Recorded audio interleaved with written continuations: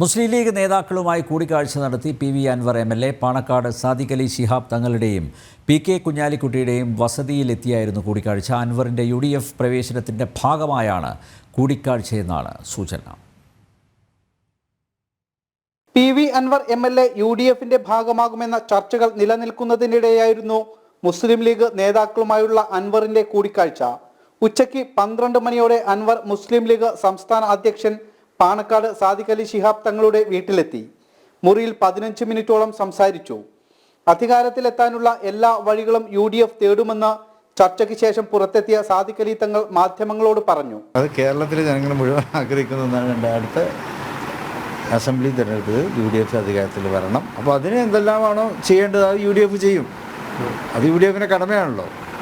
UDF ഇനിയും 10 വർഷമായി ഇപ്പോൾ അധികാരത്തിൽ വിട്ടു നിൽക്കുകയാണ്. ഇനിയും UDFിന് അധികാരത്തിൽ വിട്ടിരിക്കാൻ സാധിക്കുകയില്ല.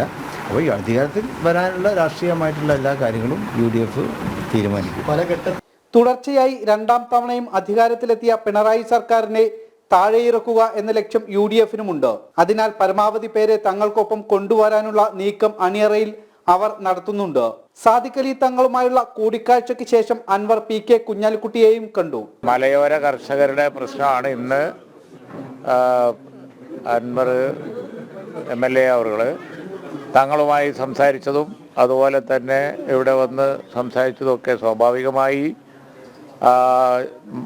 കൃഷിക്കാരുടെ മലയോര മേഖലയിൽ ജീവിക്കുന്ന ജനങ്ങളുടെ ഒരു വളരെ സാധാരണക്കാരായ ആളുകളുടെ ഗൗരവമുള്ള പ്രശ്നം, ആ പ്രശ്നത്തോട് പാർട്ടിക്ക് വളരെ അനുഭവമാണ്. ആ പ്രശ്നത്തിൽ നിങ്ങൾക്കറിയാം, വർഷങ്ങളായി പരാതി ഒരു പരിഹാരവും ഇല്ലാതെ തുടർന്നുകൊണ്ടിരിക്കുന്ന വിഷയത്തിൽ നമ്മൾ കമ്മിറ്റഡാണ്.